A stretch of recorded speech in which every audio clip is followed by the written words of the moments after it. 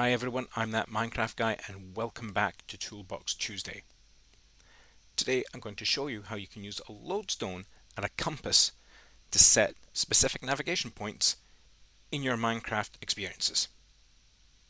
So let's get started.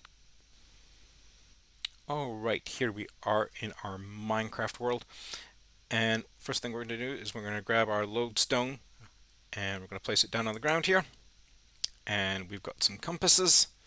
So I've got 64 of them. I'm going to separate one out here for a second. And I'm just going to tap, right click on my lodestone with my compass. So now, as you can see, I've got a new compass here. This one's all glowy and glittery. And I've got my original one here. So my original one is pointing, and it will always point to the spawn point. My new one is now pointing towards this lodestone. So no matter where I go, two compasses, I can see where my world spawn point is and where my lodestone is. So this can be really useful if you want your students to navigate to a specific activity in a map with several activities. So on that note, we might have more than one location that we want our students to navigate to, and we might need more than one compass.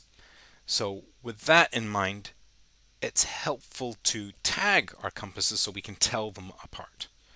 So let's do that now.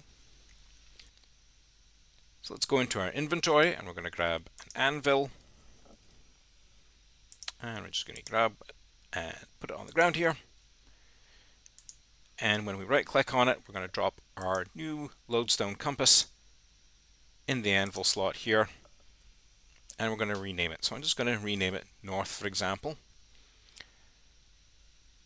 And when I pull this one out of the end slot here, I now have my new lodestone compass labeled North. So if I wanted, say, another lodestone in, I could put that in. So let's put one behind the house here. And again, we've got our compass here. We're just going to grab a regular compass and tap it here. So we've got our new one now. So let's go back to our anvil. And we're going to drop it in here and say we'll label this one, just as an example, as South. So now I have two compasses for two activities specifically labeled. Now, of course, I only have one of each. So if I wanted to create a bunch of these for students in a multiplayer sort of setting, what we can do is a little trickery with command blocks and trapped chests. So let's set that up now. So we're actually going to create a trapped chest. We're going to put the compasses in, and the idea is that we're going to run a clone command block so that it will clone the items in that chest for us. So anytime anyone comes and grabs items from that chest, they're going to get these specific compasses. So we need a trap chest, we need a sticky piston, and we're going to need a redstone block and a command block. So let's put our chest down on the ground here, and we're going to put a sticky piston up against it like so, and a redstone piston there. Now I can also just sort of disguise or decorate in front of it to hide that command block stuff, because you're not going to want to necessarily see that. So we've got a wall here, we've got a trap chest. And we're going to put a command block right here. And then we need another command block, sorry, another trapped chest. Let's just put it right there.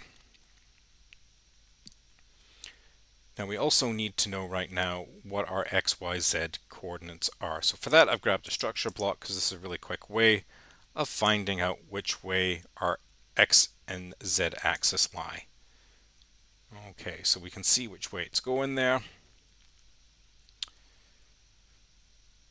So we need to clone this trap chest here. Actually, we're just going to drop our compasses in here now. And so our chest is 1, 2, 3 along the Z axis. So just note that down really quickly. Z equals 3, and it lies 1, 2 along the x-axis. So that's going to be important for us. All right. So we're going to clone that now. So it's going to be clash clone, and we're going to use relatives here. So it's going to be relative 2, and then relative 0, and relative 3 along our z-axis. And we're just going to do the same again here because we're usually cloning between 2 points, and in this case we only want, one block rather than multiple. Let's do 0 for our y-axis and 3 again. And now we need to figure out where we're cloning to relative to our block here. So that's going to be 1 along the x-axis this time.